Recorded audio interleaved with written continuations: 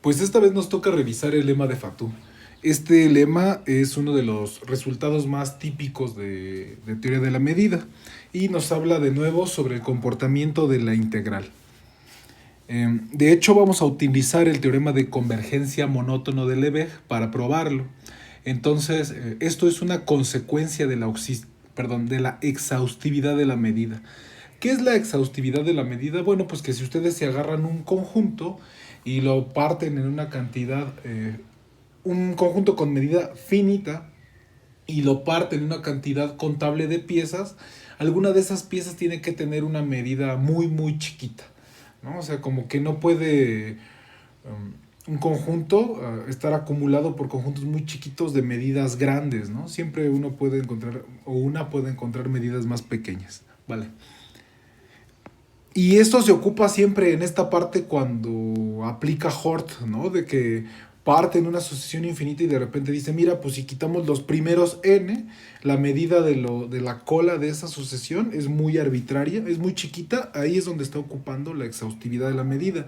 Eso lo ocupamos en el teorema de convergencia monótona de Lebesgue cuando hicimos esta sucesión de dks, si no mal recuerdo, que eran los elementos de X, donde alfa de H en X era menor o igual que FK, ¿no? Para la sucesión que teníamos. Entonces vimos que esa sucesión era creciente y que la unión tapaba el conjunto, ¿no? Entonces también volvimos a hacer el argumento. Debe de haber una tal que el resto ya es pequeño, ¿no? O sea, debe de haber una que cubre el suficiente tamaño, ¿no? Muy bien. Entonces, pues vamos a usar de nuevo el teorema de convergencia monótona de Lebesgue aquí y pues como allá ocupamos esta propiedad de exhaustividad de la medida, pues los está colando hasta acá, ¿vale? Muy bien. Y la prueba es bastante sencilla del teorema. Quiero recordarles pues que el límite inferior cuando n tiende a infinito de la función fn pues sería el supremo del ínfimo. Y aquí sí es una n y están corriendo las i's en fi y acá está corriendo n en los naturales, ¿no? O sea, nos vamos fijando como en el ínfimo de las colas, ¿no? O sea, primero el ínfimo de toda la sucesión de funciones, luego quitamos la del 0 y nos fijamos en el ínfimo, luego quitamos la del 0 y la del 1 y en el ínfimo, y así. Entonces, eso nos recupera la parte de adentro, ¿no? Nada más.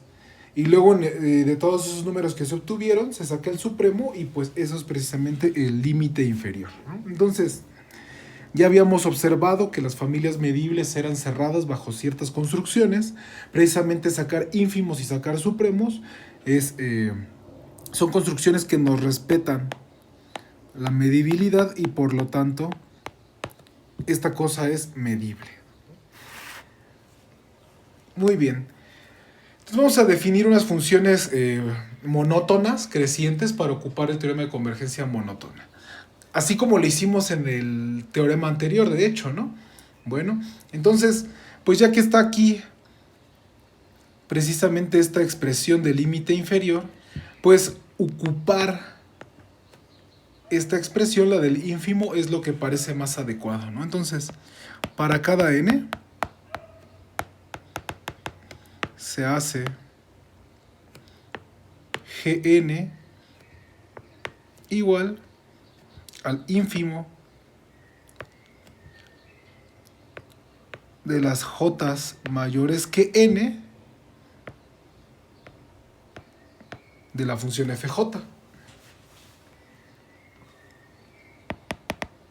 Así, de nuevo por el argumento, ¿no? Al ser gn un ínfimo de una familia contable de funciones medibles, pues gn vuelve a ser una función medible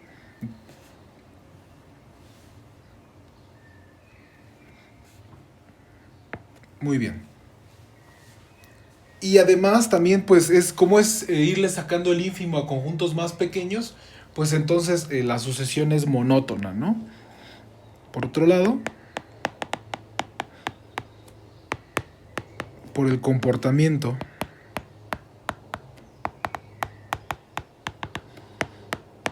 del ínfimo se tiene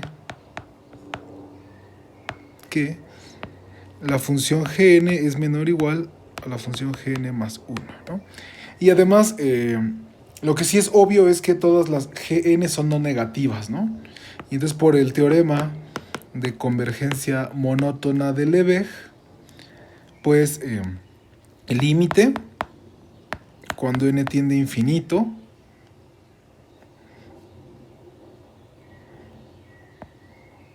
voy a ponerlo así, ¿no? El integral del límite de las Gn respecto a mu coincide con el límite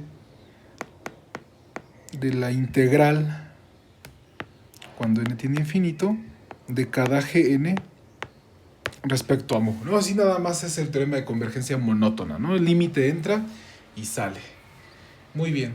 Y entonces aquí, ¿qué es la parte que nos conviene más? Bueno, pues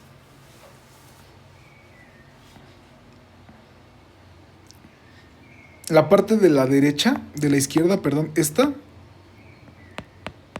es el límite inferior, precisamente porque es el límite de una sucesión creciente. Eso significa que el límite y el supremo coinciden. Entonces el supremo de las Gn con el supremo sobre n es el supremo de los ínfimos. Y entonces eso nos dice que eso es el límite inferior, ¿no? Entonces esto es igual a considerar el límite inferior cuando n tiende a infinito. Voy a poner m para evitarnos broncas, de la sucesión fm respecto a la medida. ¿Vale? Ahora analicemos otra cosa. Por otro lado,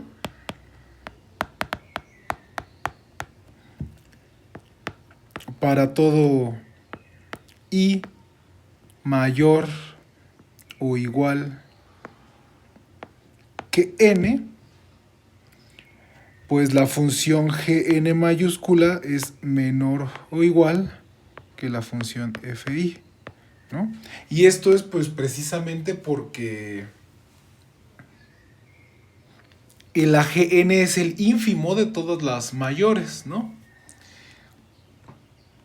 Y entonces, pues por monotonía de la integral, podemos integrar de ambos lados. Entonces, para todo i mayor o igual que esta n, se va a tener que la integral sobre x de la función Gn respecto a la medida es menor o igual que la integral sobre x de fi respecto a la medida, ¿no? Ahí nada más ocupamos la monotonía de la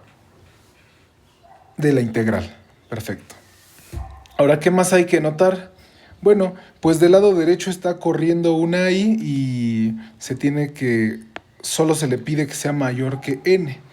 Entonces esto nos dice que la integral sobre x de la función Gn respecto a la medida mu es menor o igual pues que el ínfimo. O sea, lo que nos está diciendo es que esta integral de la Gn respecto a mu es una cota inferior, ¿no?, de las integrales de las fi.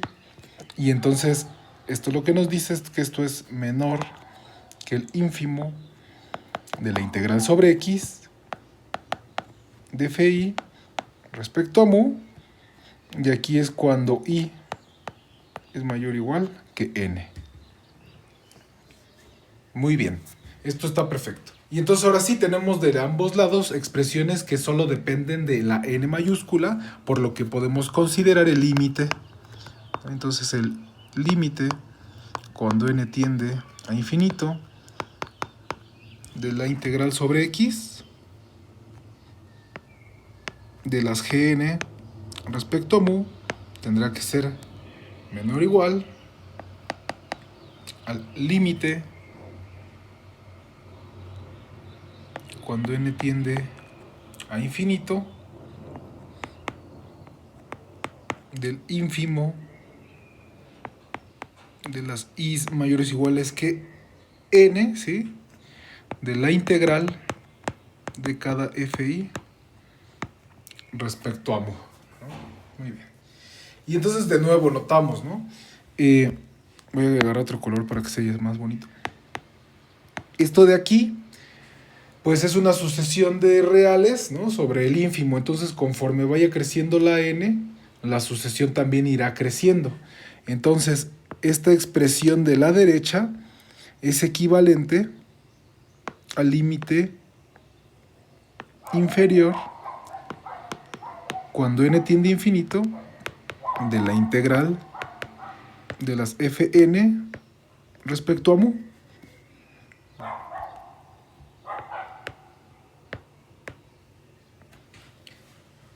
Muy bien. Y bueno, entonces pues si recopilamos lo que hemos hecho, necesito otra expresión. Tenemos que esta expresión de aquí, siguiendo la cadenita, es igual a esta, ¿no? Y precisamente la segunda es esta de aquí, ¿no? Y entonces aquí está el menor igual buscado del lema de Fatou con este término azul, ¿no? Entonces voy. Ahora, en resumen,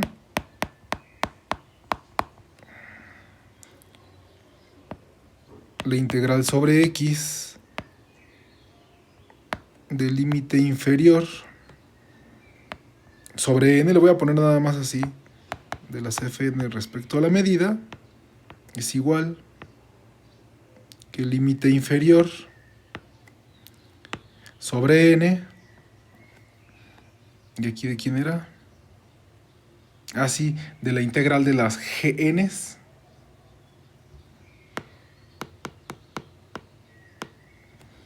respecto a la medida, y eso es lo que tenemos acá, ¿no? Eso es lo que estoy,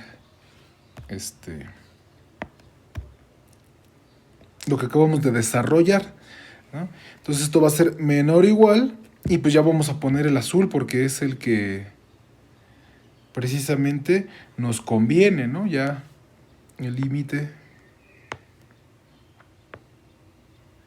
inferior sobre n de la integral de cada fn respecto a mu, ¿no? Entonces ahí está, salió todo bien. Bueno, eso espero, y si no ya saben que pueden hacer los comentarios que